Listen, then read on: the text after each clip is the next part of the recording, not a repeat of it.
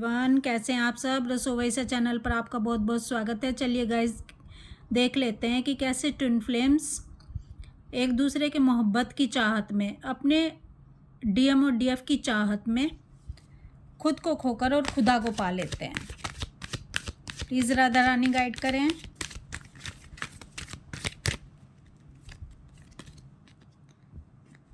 Ten of sword, nine of sword, king of wands, five of cups, justice,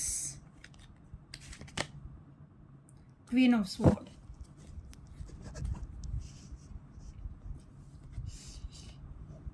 देखिए guys, कहते हैं ना कि फैले तो जमाना, सिमटे तो आशिक। इट मीन्स कि देखिए ये संसार है, ठीक है। जब हम इस संसार में अपनी एनर्जी रिश्तों में, मैटेरियलिस्टिक चीज़ों में लगा के रखते हैं, यानी विषय भोग वासनाओं में उलझे रहते हैं, तो हम अपनी जो एनर्जी होती है तो हम दूसरों को देकर रखते हैं कि ये हमसे प्यार करता है, फलाना हमसे प्यार करता है, ये रिश्ता हमारे लिए इम्पोर्टेंट है, वो रिश्ता हमारे लिए इम्पोर्टेंट है। लेकिन गाइस सब नकली रिश्ते होते हैं, सब नकली चीज़ें होती हैं, ठीक है। तो डिवाइन क्या करते हैं, हम हमारी सोल को दो पार्ट कर देते हैं। यानी दो पार्ट करने का मतलब एक ही एनर्जी को, एक ही आत्मा को दो बॉडी पार्ट में डाल देते हैं, दो बॉडीज़ में डाल देते हैं, ताकि हम दोनों एक दूसरे के प्यार के चक्कर में पड़ें, अनकंडीशनल लव के चक्कर में पड़ें और डिवाइन तक पहुंच जाएं। और ये रिस्पॉन्सिबिलिटी होती है डीएम और डीएफ की। पहले डीएम आपका रेस्क्यू करके अपनी डीएफ का रेस्क्यू करते हैं इस संसार से, क्योंकि देखो संसार में हम अटैच हैं, हमारी अटैचमेंट रिश्तों में, मैटेरियलिस्टिक चीज़ों में, सब जगह हमारी अटैचमेंट है, हमने अपनी एनर्जी सब जगह दे रखी है। जब डीएम डीएफ, यानी जब डीएफ, सब पहले डीएफ की बारी आती है, जब डीएफ अपने डीएम को इस कदर लव करती है कि वो प्यार में संसार को तो छोड़ो, खुद को भी भूल जाती है। वो खुद को भूल गई और अपनी सारी एनर्जी उसने डीएम में लगा दी। जब गॉड ये देखते हैं कि इसने सारी एनर्जी अपनी डीएम में लगा दी, ठीक है, अपनी सारी एनर्जी समेट ली सब जगह से और फोकस हो गई अपने डीएम पर, तो उस समय डिवाइन क्या करते हैं कि अच्छा समय है वार करने का, यानी अब टाइम आ चुका है। अब इसको ये तो समझ आ गई है डीएफ को कि इसको कोई प्यार देने वाला नहीं है। बचपन से इसको बहुत दुख दर्द मिले होते हैं, बढ़िया वाले, मस्त वाले, और ये अच्छी तरह समझ आ जाती है कि जिस तरफ भी ये प्यार का हाथ बढ़ाने की कोशिश करती है उसी तरफ से इसका प्यार छीन लिया जाता है। भले चाहे ये माँ बाप से प्यार मांग रही हो, चाहे ये किसी से भी रिश्तों में प्यार मांग रही हो, या कुछ भी पाने की कोशिश कर रही हो, इसको बहुत थोड़ा सा प्यार दिया जाता है, बहुत थोड़ा सा, बस जितना ये जी सके उतना ही प्यार इसको दिया जाता है। इसका प्यार सारा समेट लिया जाता है। गॉड इसको प्यार नहीं देने देते। कहते हैं ना कि अगर ईश्वर को पाना है तो आपको भर भर के दुख मिलेंगे, भर भर के आपको लोगों से बेइज्जतियाँ मिलेंगी, ताकि आप किसी से अटैच ना हो पाएँ, ताकि आप लोगों से डिटैच रहें। क्योंकि अगर आप किसी में अटैच हैं, कहीं पर भी संसार में अटैच हैं, तो समझो अभी आप खिलौनों से ही खेल रहे हैं। जैसे एक बच्चा खिलौनों से खेलता रहता है, अभी उसको माँ की ज़रूरत नहीं है। जब उसको माँ की ज़रूरत होगी, जब उसे माँ की प्यास लगेगी, यानी जब उसे माँ की याद आएगी, तो वो उस समय खिलौनों को छोड़ देगा। जब आपको डिवाइन की तड़प जगेगी, जब आपको लगेगा कि हाँ डिवाइन अब मैं थक गई इस संसार से, अब मैं परेशान हो गई दुख पाते पाते, आपको उम्मीद होती है कि मेरे डीएम से मुझे सुख मिलेगा, मतलब आप डीएम में अटैच हो जाते हैं। लेकिन डिवाइन क्या करते हैं, एक समय पर डीएम से भी डिटैच कर देते हैं, सेपरेशन कर दिया जाता है। जिस समय डीएम से आप सेपरेट हो जाते हैं, रही सही उम्मीद आपकी वहाँ भी ख़त्म हो जाती है, क्योंकि आप डीएम को इस कदर लव कर रहे होते हैं कि आपने सारी एनर्जी डीएम में ही झोंक दी होती है।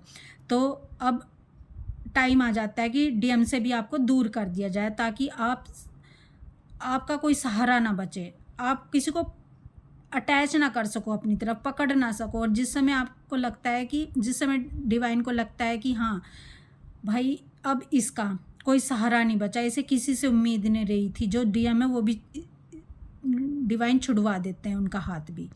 ये सब डिवाइन की तरफ से हो रहा था। उस समय आप एक करुण पुकार करते हैं ईश्वर की, और जिस समय आप अपना 100% से, उस पूरी ताकत से, उस पूरे मन से ईश्वर को पुकार उठते हैं, भले ही आपकी आवाज़ निकले ना निकले, लेकिन आप एक दर्द होता है, तड़प होती है उस परमात्मा से मिलने की। आपके पास हज़ारों क्वेश्चन होते हैं कि ऐसा मेरे साथ क्यों हुआ, क्यों। आप उसको पुकार उठते हैं डिवाइन को, तो उसी समय डिवाइन बिना किसी देरी के आपके पास आ जाते हैं। जिस तरह से द्रौपदी को उम्मीद होती है महाभारत में कि उसके पति उसको बचा लेंगे जब उसको सभा में लाया जाता है, तो लेकिन जब उसके पतियों से उसे नाउम्मीदी मिलती है, उसको समझ आ जाती है कि कोई मेरी रक्षा करने वाला नहीं है, लेकिन उसको कहीं ना कहीं खुद का सहारा होता है। अपना पल्लू उसने मुंह से दबाया होता है क्योंकि उसकी साड़ी को खींचा जा रहा होता है। तो जब उसका खुद के से भी सहारा उठ जाता है, उसे समझ आ जाता है कि मैं खुद को भी अब नहीं बचा पाऊंगी, यानी उसका अहंकार टूट जाता है। अहंकार मतलब संसार को चाहना, संसार से उम्मीदें रखना अहंकार को बताता है।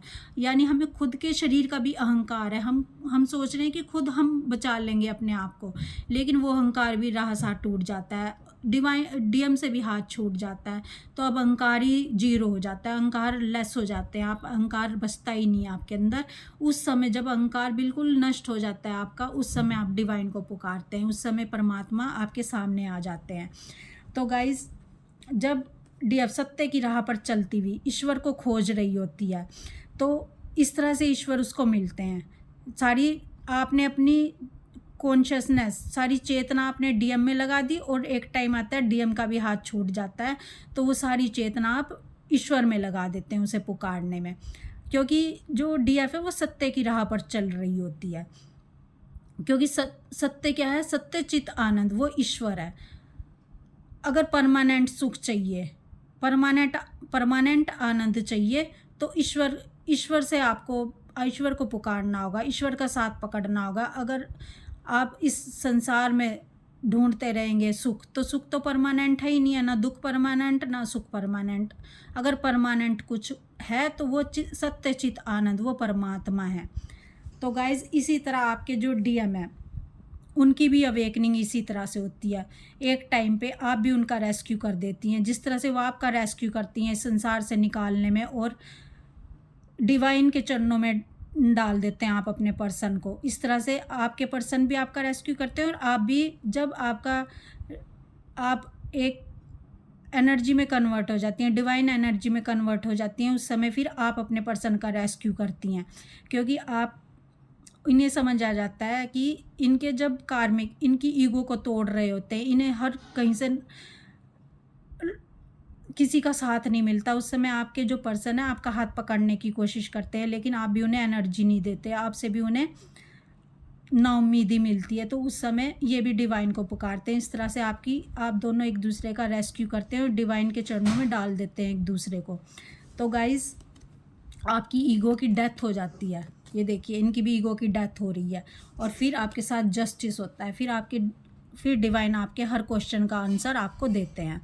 तो आपका जो एक दूसरे के लिए प्यार है, एक दूसरे की मोहब्बत है, तो जब आप एक दूसरे को प्यार करते हुए खुद को खो देते हैं, आप इतना प्यार करते हैं अपने डीएफ से कि खुद को भी आप भूल जाते हैं। तो जब आप भूल जाते हैं, तो आप एक दूसरे को प्यार करते हुए खुदा को पा लेते हैं। तो गाइज़, आपके जो डीएम है इस तरह से आपका रेस्क्यू करते हैं, और आप भी अपने डीएम का इस तरह से रेस्क्यू कर देते हैं, और ईश्वर के चरणों में आप दोनों एक दूसरे को डाल देते हैं, जहाँ आपकी हाफ सोल एक सोल बन जाती है। यानी आपकी मर्जिंग हो जाती है, डीएफ की मर्जिंग हो जाती है, और फिर डिवाइन से मर्जिंग हो जाती है।